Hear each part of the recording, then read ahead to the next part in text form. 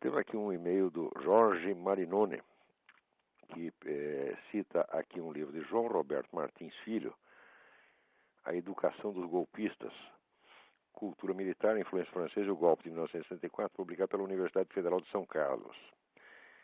E neste livro o autor dá um esquema, um resumo das etapas do processo revolucionário. E então o Jorge me pergunta em qual dessas etapas estaríamos. Eu vou ler aqui o trecho do livro que dá as etapas e depois dou a resposta. Então diz aqui o autor, o João Roberto Martins Filho, a primeira etapa seria da preparação cautelosa do terreno que se pretende conquistar, ou seja, a população.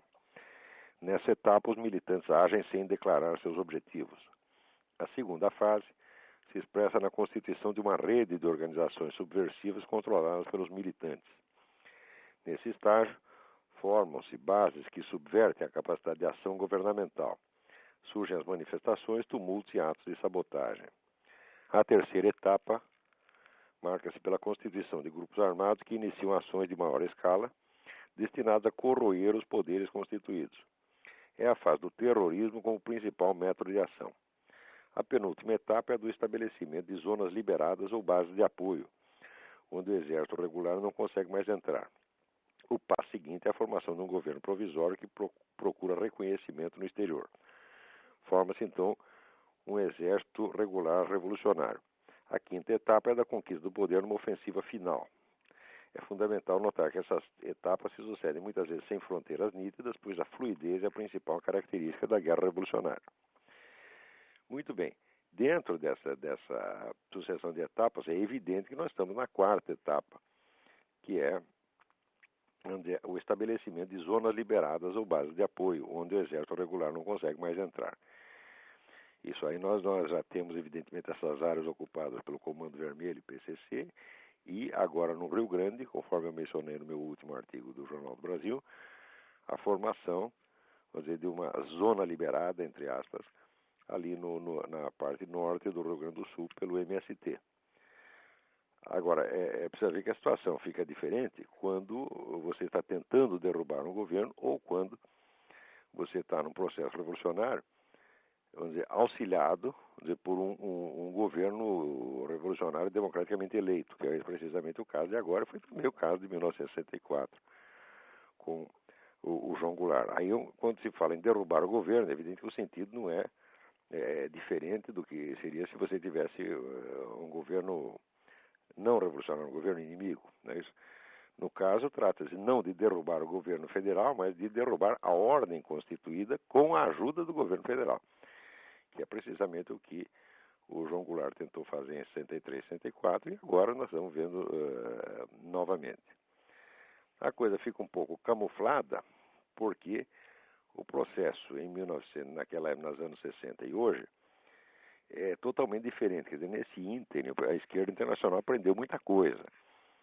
Entre outras coisas que ela aprendeu é que se você quer realmente chegar ao poder, você não pode começar por destruir a economia capitalista antes. Ao contrário, você tem que tomar o poder assentado na economia capitalista. Isso Lenin já sabia.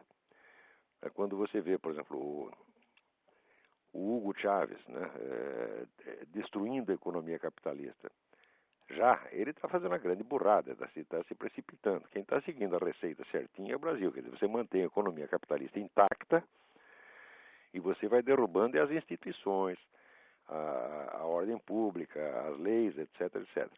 Mas deixa a economia. A economia é a última coisa que você mexe. De acordo com Karl Marx e Lenin, a destruição da economia capitalista é um processo lento que deve ser prosseguido ao longo de muitas gerações. Sobretudo através, vamos dizer, de dois mecanismos indiretos. Um seria a taxação, quer dizer, você estrangular a burguesia com impostos, e a inflação, que corrói, então, vamos dizer, o poder econômico. Então, nunca se trata de você tomar o poder, chegar no governo e dizer acabou o capitalismo, virou tudo propriedade do Estado. Isso aí no Brasil é curioso, como as pessoas não veem um governo fazendo isso, às vezes não existe comunismo nenhum, porque elas imaginam o comunismo é isso, e imaginam porque são ignorantes, evidentemente nunca leram uma linha de Marx nem de Lenin, não tem a menor ideia do que se fala, então julga por estereótipo de almanaque. Então, como não vem essa derrubada imediata do capitalismo, não acreditam que se trata de comunismo.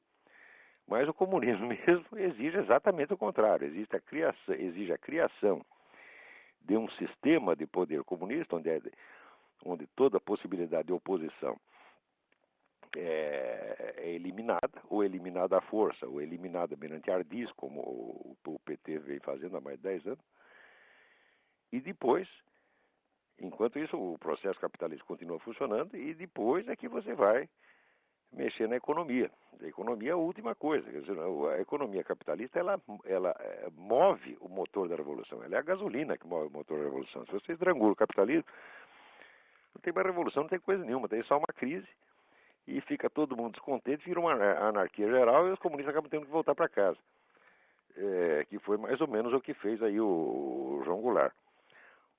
Esse pessoal do PT está sendo muito esperto, não é que está sendo muito esperto, está simplesmente seguindo a receita comunista à risca. Eles deixam a economia capitalista intacta, com a vantagem, que é, aliás, explorada também pelo próprio Lenin, de tranquilizar o investidor estrangeiro, né, na época da famosa NEP, Nova Política Econômica do Lenin. Os embaixadores de Lenin na Europa tratavam de amansar os investidores, dizendo que o novo governo russo não era comunista de maneira nenhuma, que eles tinham usado apenas o pretexto comunista para tomar o poder, mas que na verdade eram pessoas sensatas que iam continuar administrando o capitalismo de maneira racional. O que de fato eles estavam fazendo. Porque o que define o regime comunista não é a mudança econômica em primeiro lugar. O que define o regime comunista é a centralização do poder por meios diretos ou indiretos. Quer dizer, a instalação de uma ditadura primeiro informal e depois formal. E só quando essa ditadura está com todo o poder na mão é que daí começa a se mexer na economia. Agora, como o brasileiro só pensa em dinheiro, ele imagina o comunismo, vamos dizer, só pela estatização dos meios de produção. Imaginando que isso vem em primeiro lugar, quando na verdade vem em último. Espero que isso tenha respondido aí. Agora, quanto às etapas, sem dúvida estamos na quarta, quer dizer, estamos num ponto avançadíssimo da estratégia revolucionária. Muito bem. Vamos ver um outro aqui.